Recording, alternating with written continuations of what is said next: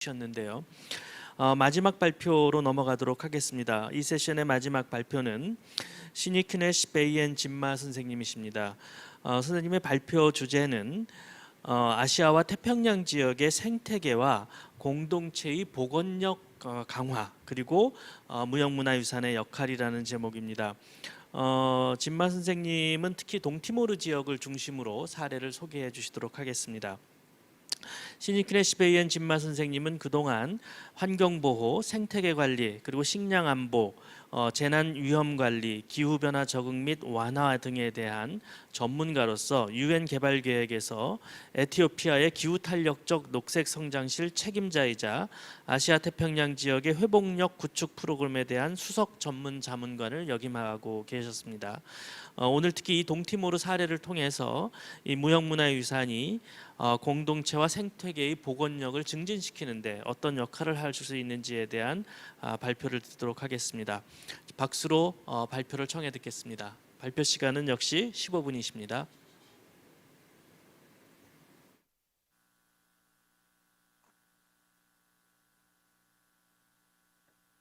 Thank you so much. 네, 저장님. 저를 따뜻하게 소개해 주셔서 대단히 감사합니다. 저도 앞서 다른 연사분들과 더불어서 이번 포럼의 주최 측 관계자분들께 감사 말씀드리겠습니다. 대한민국 유네스코 무형유산센터 또 국립무형유산원 관계자분들께 감사 말씀드리겠습니다. 저는 이 포럼이 얼마나 중요한지 또 얼마나 시의적절한지 너무나 중요하게 인식을 하고 있습니다. 지금 코로나19로 인해서 우리가 전 세계적으로 새로운 위기를 직면하고 있기 때문에 그렇습니다. 그래서 저는 오늘 인간, 자연, 그리고 무형문화유산이라는 주제로 이 자리에 모였습니다. 저희가 어떻게 자연과 조화롭게 살아서 이 전체적인 공존을 통해서 우리가 지속 가능성을 어떻게 도모할 수 있는지에 대해서 얘기를 하는 것을 알고 있습니다. 이번 세션에 참여할 수 있게 되어서 기쁘게 생각하고요. 공동체 그리고 생태 회복력 강화에 대해서 저희 동티모르에 대해서 말씀을 드릴 수 있는 기회를 갖게 되어서 기쁘게 생각합니다. 제가 좀 짧게 소개를 먼저 드리도록 하겠습니다. 동티모르는 아시아 태평양 지역에 있는 아주 작은 도서 국가입니다. 그래서 가장 신생 국가입니다. 독립을 2002년에 했기 때문에 그렇습니다. 저희 전체 면적이 한 15,000제곱킬로미터이고요. 인구는 한 118명 정도입니다. 대부분의 이 사람들이 농촌 지역에 거주하고 있습니다. 그래서 농업 또 어업을 생업으로 삼아서 작업하고 있습니다. 3분의 2 인구는 연안 지역에 거주하고 있습니다. 이 3분의 2가 해안지대뿐만 아니라 저지대에서 살고 있습니다. 하지만 저희가 그럼에도 불구하고 굉장히 작은 나라이지만 생태 다양성이 높습니다. 지금 이 지도를 보시면 저희 연안 지대가 얼마나 취약한지를 보실 수 있겠습니다. 이 적색, 빨간색으로 보여 있는 것이 취약성이 굉장히 높다라는 것입니다. 연안 지역이 해수면 상승에도 굉장히 노출돼 있고요. 동티모르 지역이 이 영내에서도 가장 해수면 상승이 높습니다. 뿐만 아니라 범람, 침식, 염수의 침입, 폭풍, 가뭄 등에 매우 취약합니다. 그리고 또 저희가 인구가 자연에 그만큼 많이 의존을 하고 있기 때문에 굉장히 이 위기가 더욱더 증폭적으로 나타날 수 있겠고요. 그리고 또 자연을 그만큼 많이 활용을 할 수밖에 없어서 기후변화에 더욱더 노출이 됐다라고 할 수 있겠습니다. 그렇다면 저희가 그 공동체 회복력, 복원력을 얘기를 할 때는 저희가 이 복원력이 무엇으로 구축이 되어 있는지를 먼저 봐야 되겠는데요. 공동체가 저희가 이제 복원력이 있다, 회복력이 있다라고 얘기를 할 때는 이게 여러 자연 재난이나 자연재해나 아니면 인간이 만든 재난이 발생할 때 그것을 극복하고 회복할 수 있는 어떤 제도적, 경제적, 사회적, 정치적, 문화, 생태적인 역량과 자산이 있기 때문에 그런 것입니다. 그래서 이게 자연적인 역량 또 경제적인 역량도 포함이 됐다라는 말씀을 드리겠습니다. 그래서 전체적인 생태의 전체적인 환경도 그 공동체의 복원력에 기여를 하는 것입니다. 우리가 주변에 어떤 기초적인 자원이 있는지, 기초적인 인프라가 무엇이 있는 것인지, 그리고 또 공식적인 비공식적인 거버넌스 구조, 그리고 또 문화적인 체계, 또 사회적 자본, 등이 어느 정도가 있는지에 따라서 복원력이 결정됩니다. 이것은 앞서 다른 연사분들께서도 말씀해 주셨는데요. 그래서 이렇게 유무형의 여러 자원과 지식, 관습 이런 것들이 이게 공동체의 복원력을 결정하는 중요한 요소라고 할 수 있겠습니다. 공동체가 복원력이 있기 위해서는 잘 기능을 하는 제도가 있어야 되는 것이고 잘 기능을 하는 체계가 있어야 됩니다. 이것이 경제적인, 정치적인 그리고 생태적인 시스템을 다 아우르는 것입니다. 이것이 서로 상호작용해서 이 공동체 복원력을 결정짓습니다. 아주 복원력 있고 회복력이 있는 공동체는 그 공동체 자체적인 역량을 가지고 있기도 하지만 그 공동체가 서로 상호 의존적인 의존을 하고 있는 제도 그리고 시스템이 어느 정도 강력한지에 따라서도 달라진다고 할 수 있겠습니다. 최근에 들어서는 저희가 이 생태, 그러니까 저희 주변 환경, 이 자연 환경이 굉장히 많은 위기를 겪고 있다는 것을 알게 됐습니다. 인구 증가 때문에 그런데요. 저희 티모레스트, 저희 동티모르와도 같은 작은 도서국가뿐만이 아니라 전 세계적으로 봤을 때 이 생태가 매우 취약합니다. 인구가 너무나 빠르게 증가하기 때문에 그렇습니다. 이 인구의 너무나 빠른 증가가 이제 자원이 그만큼 부족하다는 것을 의미를 하고요. 자원이 그만큼 착취되기 때문에 고갈이 되고 그러면 생태 다양성, 생물 다양성 자체가 또 악화됩니다. 기후 변화가 이렇게 유례 없는 위기를 저에게 가져다 주고 있는데요. 저희가 또 인간 활동으로 인해서 나타나는 것이 있습니다. 폐기물 관리를 제대로 못해서 토지 관리를 제대로 못해서 계속해서 교통량은 발달하고 있어서 그리고 저희가 천연 자원을 광물 자원을 계속해서 착취를 하는 것 이런 내용들이 저희 전체적인 생태 시스템을 더 취약하게 할 수가 있습니다. 그리고 또 불법 어획이나 불법 사냥 이 동물성 단백질에 대한 수요가 더욱더 급증하고 있기 때문에 그 식량에 대한 식량 공급망 자체에 대해서 변화가 있겠고 그리고 사람들이 이제 농업을 영위를 할 때 있어서 온실가스가 계속해서 유발을 하고 있고 농약을 사용한다든지 화학 비료를 사용한다든지 하는 문제가 또 발생하는 것입니다. 도시화가 더욱더 커지는 것도 문제고요. 그리고 추출 산업이 굉장히 광물 자원을 더욱더 추출을 한다라는 것이 이것이 도시화와 산업화와 함께 다 더불어서 지금 생태 시스템 자체가 굉장히 악화되는 것입니다. 생태가 악화되면서 환경이 붕괴하면서 기후변화가 나타나는 것인데요. 기후변화가 나타나기 때문에 우리가 계속해서 이런 국내적인 그리고 또 세계적인 위기가 발생하는 것입니다. 홍수, 가뭄, 태풍, 폭풍, 산사태 계속해서 나타나는 것입니다. 지금은 저희 도서국가, 작은 도서국가만이 직면하고 있는 것이 아닙니다. 전 세계적인 시스템이 붕괴를 하면은 모든 사람들이 취약하게 노출이 되는 것입니다. 자원이 부족하게 되고 이것이 나중에 사상자를 낳게 되는 것입니다.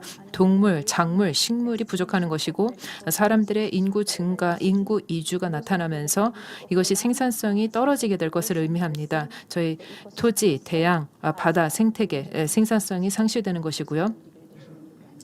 이것이 결국에는 또 기후변화로 나타나는 것인데 기후변화 더욱더 심화되고 악화되면 가난이 더욱더 나타나고 사람들이 가난해지고 빈곤해지면 더욱더 갈등의 소지가 올라가는 것입니다. 그래서 이게 생태 건강 또 이 인간의 건강에 대해서 너무나 이 중요한 위기를 겪고 있는데요. 최혜천 교수님께서도 말씀해 주셨다시피 지금 인류가 코로나19로 인해서 엄청난 위기를 직면하고 있습니다.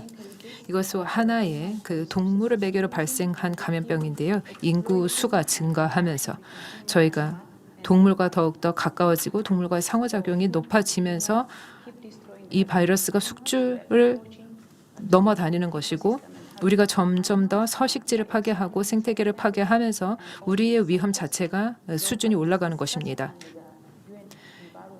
UN 환경평가, 영향평가 보고서에 따라서 나누면은 전체 감염병의 60% 그리고 심지어 신생 감염병의 75% 정도는 동물을 매개로 발생하는 감염병이라고 나와 있습니다. 이것은 코로나19, 에볼라, 사르스, 지카 그리고 기타 등등의 바이러스는 다 동물을 매개로 전염이 된 것이고 감염이 된 것입니다. 그래서 이게 결국에는 생태계가 파괴됐기 때문에 이렇게 이 사람과 생태계 간의 불완전한 어떤 관계가 있기 때문에 그렇습니다. 그래서 이것을 복원을 해야 되는 것입니다.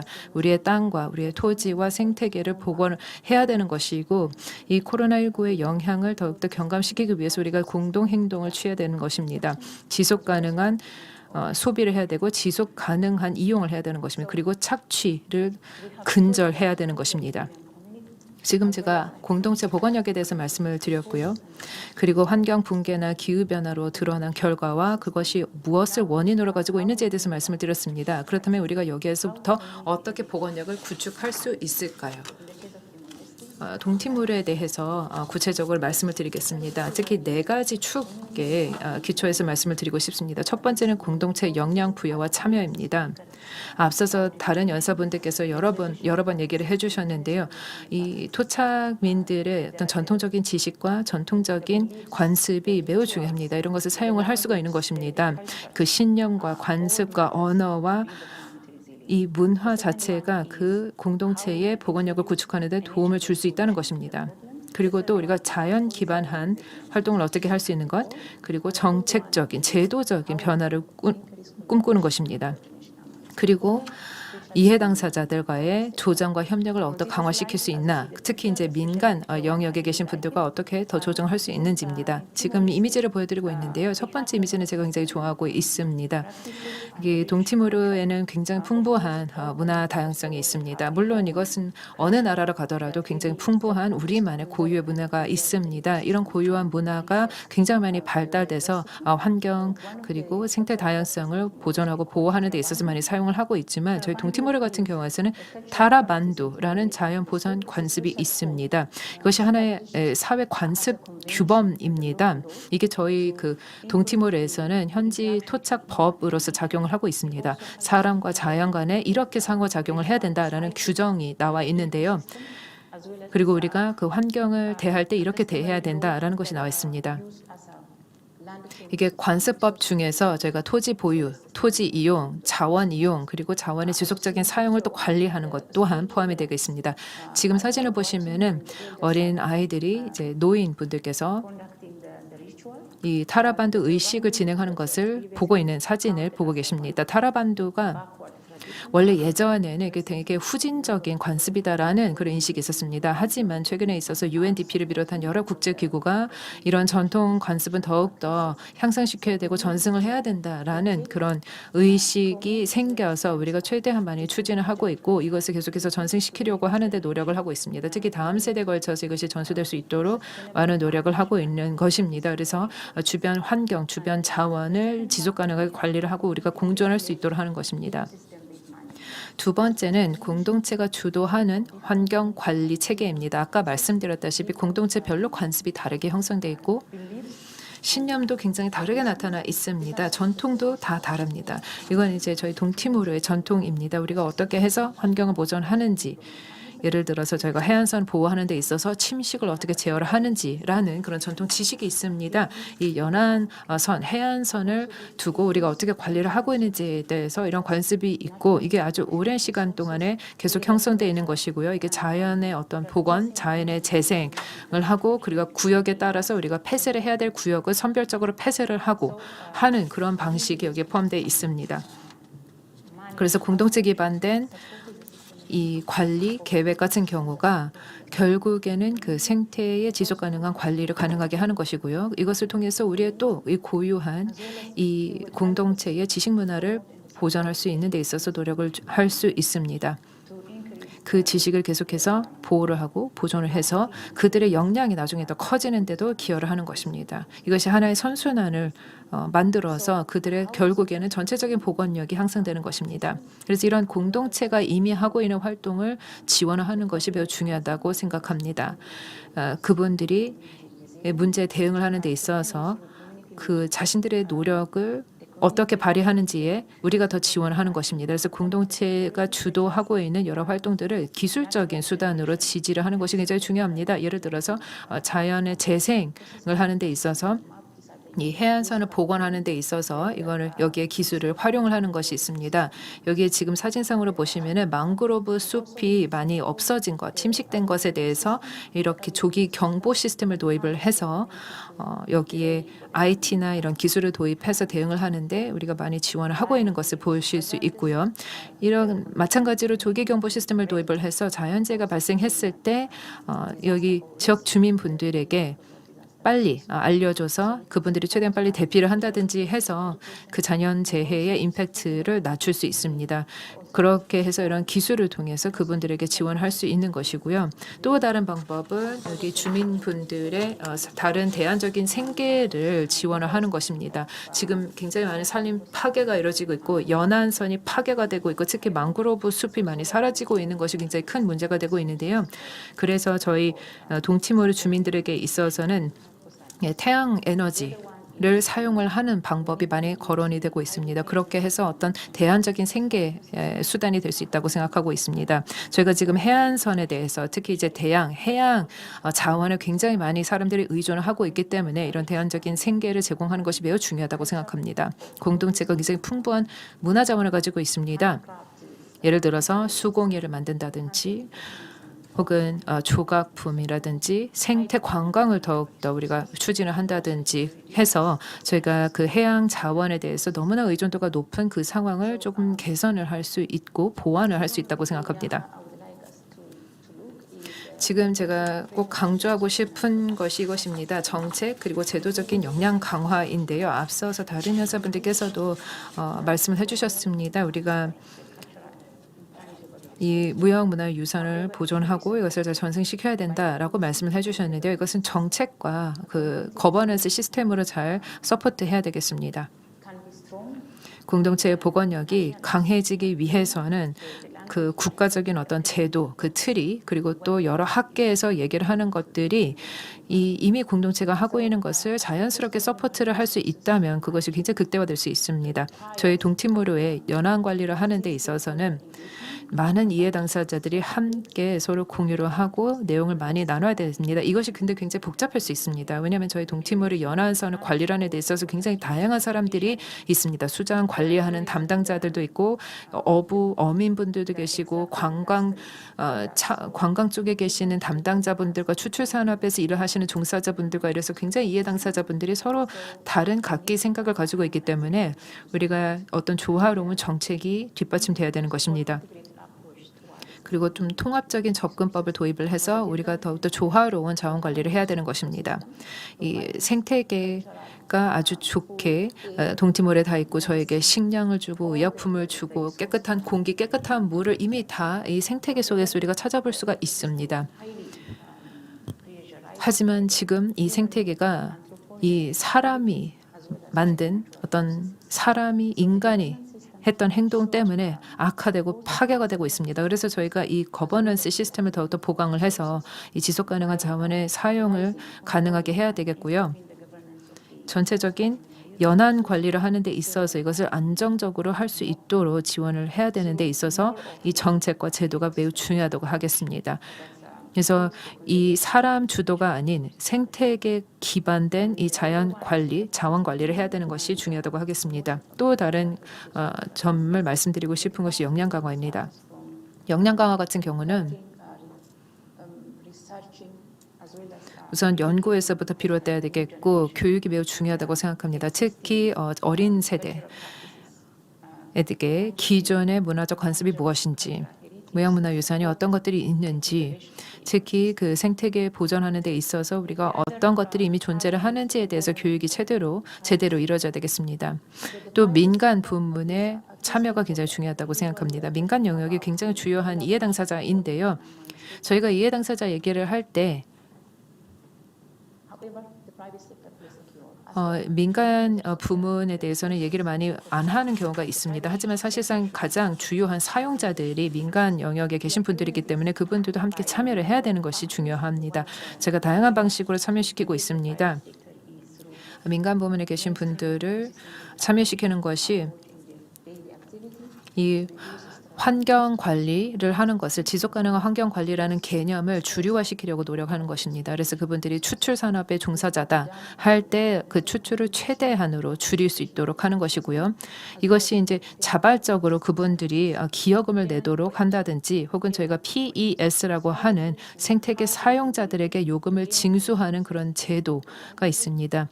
이렇게 해서 요금을 징수하면은 그 생성된 수입은 생태계 주변에 있는 공동체에 분배하여서 생태계 보전에 동기를 부여하는 인센티브입니다. 그 여기 다이아그램을 통해서 보실 수 있겠지만 2015년에 망그로브 에코시스템 생태계에 대해서 연구가 이루어졌었습니다. 근데 티몰레스테의 망그로브 그 숲의 전체적인 가치가 5,500만 달러에 해당한다라고 그런 보고가 나왔습니다. 그래서 저희가 이 PES 생태계 사용자에게 요금을 징수할 때 있어서 이 망그로브 숲을 사용을 하는 것이 아이디어로 나왔습니다. 이 망그로브 생태계가 탄소를 굉장히 많이 포집하는 그런 기능을 가지고 있기 때문에 여기를 사용하는 데에서 요금을 징수를 하고 그 납부된 요금은 나중에 그 생태계 주변의 공동체에서 분배를 해서 사용을 하는 것입니다. 그리고 또 저희가 굉장히 그 상업적으로 어획에 담당하시는 어획에 계신 분들 근해 어업에 있어서도 과세를 한다든가 관광에 대해서 과세를 하는 것도 저희가 도모를 하고 있습니다.